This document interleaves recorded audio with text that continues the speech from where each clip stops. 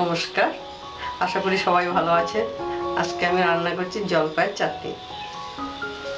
জলপাইয়ের চাটনিতে লাগবে, আমি জলপাই নিয়েছি আর 8-10টা।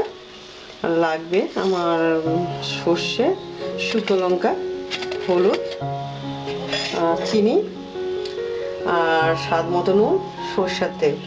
আর আমি এই যে জিনিসটা ভাজা মশলাটা, এই ভাজা মশলাটা আমি বাড়িতে নিজে তৈরি করেছি।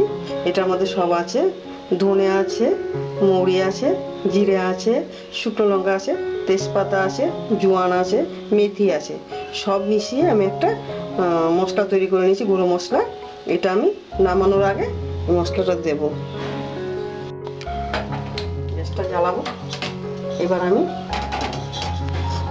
সিদ্ধ করব এই জলপাইটা আমি সিদ্ধ করব। এই জলটায় দেব নুন, দেব আমি জলপাই।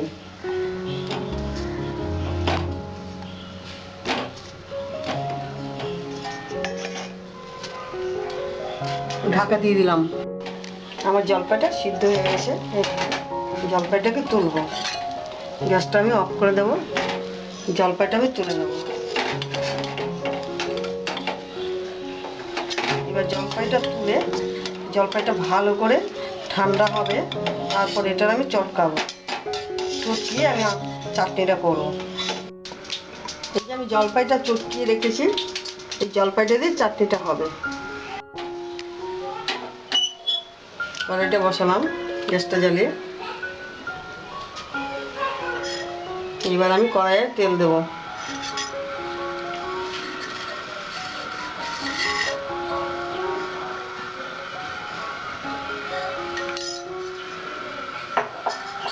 তেলটা আমি কমই দিয়েছি, চাটনিতে কম তেল দিতে হয়, তাই তেল কম দিয়েছি।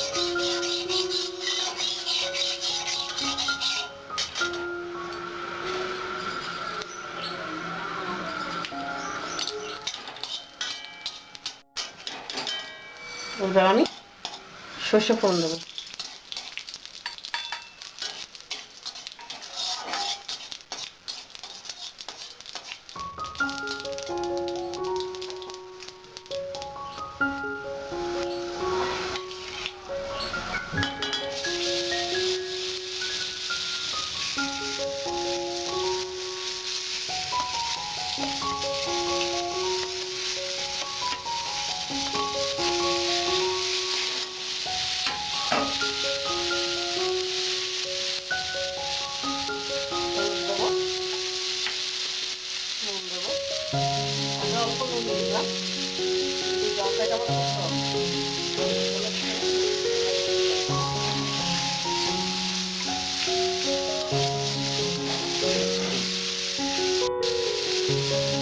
এবার আমি জল দেবো।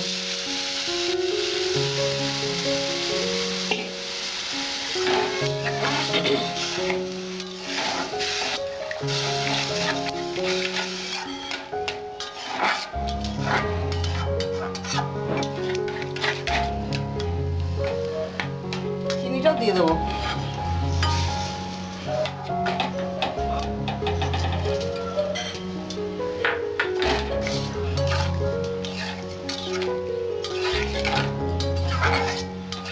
এবার 5 মিনিট জাল উঠবে ওটা। আমার জলপাইয়ের চাটনি হচ্ছে, আর একটুখানি জলটা টানাবো, টানিয়ে রেখে দেবো, কারণ আমি ফ্রিজে রেখে দেবো তো। কারণ রান্না খাওয়া দাওয়ার পরে একটুখানি জলপাইয়ের চাটনি নিয়ে লাস্টের দিকে খাওয়া যায়, ভালো লাগে। জলপাই তো সারা বছর পাওয়া যায় না, সেই জন্যই আমি জলপাইয়ের চাটনি বা আচার করে আমি ফ্রিজে রেখে দিই। তারপরে সারা বছর গল্প করে নামিয়ে নামিয়ে খাই। আপনারা এরকম জলপাইয়ের চাটনি করে রেখে দেবেন ফ্রিজে, তারপরে হয়তো বিকালবেলা খেলেন, গরমের দিনে তো খুবই ভালো লাগে। আমার চাটনিটা মোটামুটি হয়ে আসছে। এবার আমি এর মধ্যে মশলাটা দেব।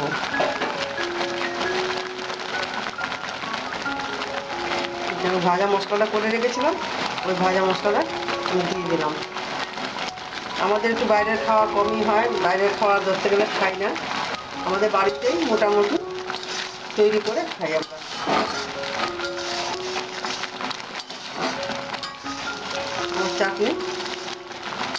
গেছে, এবার নামিয়ে দেবো আমার চাটনি।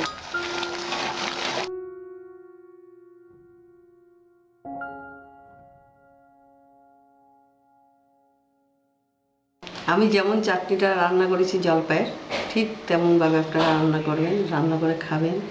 খেয়ে যদি ভালো লাগে আমার চ্যানেলটিকে সাবস্ক্রাইব করবেন, লাইক ও শেয়ার করবেন।